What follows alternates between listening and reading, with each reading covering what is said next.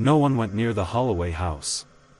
It sat at the edge of town, forgotten, swallowed by the forest that had slowly reclaimed the land around it. The windows were empty sockets, the paint peeled like decayed skin, and the front door, though never locked, hadn't opened in years. No one lived there, but something did. The legend was always the same. People who entered never came out.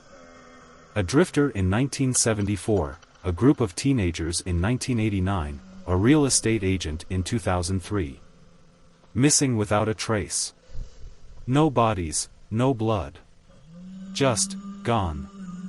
The town accepted it as fact. Holloway House consumed the living. And yet, one summer night, Daniel and his friends made the mistake of stepping inside. It started as a drunken bet. Daniel, Kyle, and Mark had spent the evening drinking by the lake. When the conversation drifted to ghost stories, Holloway House came up. "It's all bull," Kyle scoffed. "Nobody's disappeared. They probably just ran away." Mark laughed. "Yeah? Then why hasn't anyone bought the place? Why is it still abandoned?" Daniel had been silent, staring at the distant shape of the house in the moonlight. He didn't believe in ghosts, but he liked a challenge. "Let's go inside," he said suddenly. Kyle's grin faltered. "What? You heard me. Let's go inside. Spend an hour there. If we survive, you both owe me $50. Kyle and Mark exchanged a look. They didn't want to, but they couldn't back down now. So they grabbed their flashlights, stumbled through the trees, and reached the Holloway house just after midnight. The door was unlocked. It always was. Inside the Holloway house. The air inside was wrong. It wasn't just the smell, dust, mildew, something rotten, it was the silence. The kind that felt too thick, too heavy, like the house was holding its breath. Their footsteps echoed as they moved through the entryway. The furniture was still there, covered in sheets, untouched for years. Cobwebs clung to the ceiling, and the wallpaper had rotted away in long, curling strips. Kyle snorted. Creepy, but not haunted. Then the door slammed shut behind them. Mark jumped. Jesus, the wind. There's no wind, Daniel muttered. Silence. The air grew colder. Kyle shook it off. Let's split up. Search the house. Prove there's nothing here. Daniel didn't like the idea, but he didn't argue. They each took a different hallway, their flashlights flickering as they walked deeper into the house. That was their first mistake. Kyle was the first to go. He wandered into what used to be the kitchen, laughing to himself. Haunted house, my ass. He ran a hand along the dust-covered counter. Something skittered in the darkness, a rat, maybe. Then his flashlight flickered. And went out.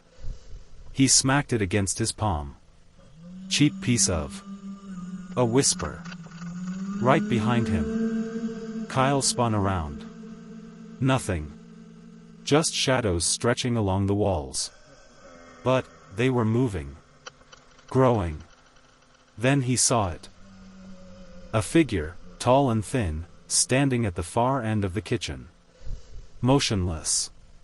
Featureless. No face. No eyes. Just a hollow void where a person should be. Kyle's breath hitched. The thing tilted its head.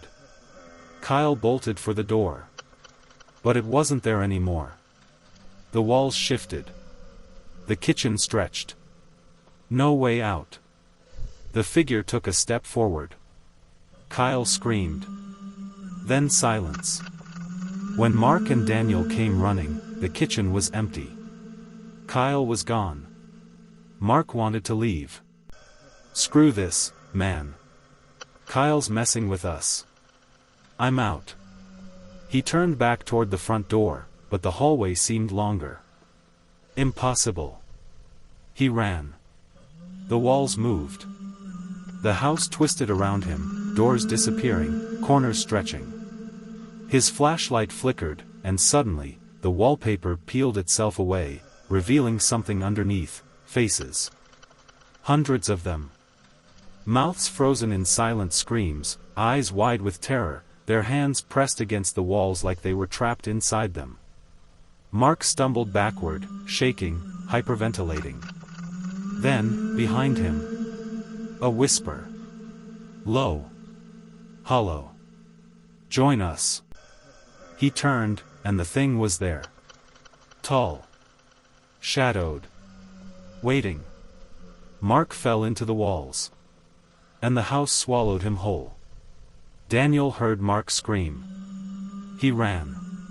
But the house wouldn't let him. Doors led to nowhere. The staircase twisted in endless loops. The windows showed nothing but darkness, even though he knew the moon was outside. Then, footsteps. Slow. Dragging. Daniel turned. The hollow man stood at the end of the hall. It had no face, no eyes, just emptiness where a person should be. It lifted one hand, long fingers curling as if beckoning. Daniel backed away, his pulse pounding. The air around him grew thick, pressing in on his chest, stealing his breath. Then he saw them. Kyle and Mark, their faces distorted, eyes empty, standing behind the hollow man. Their lips moved in unison. Stay. Daniel turned and ran.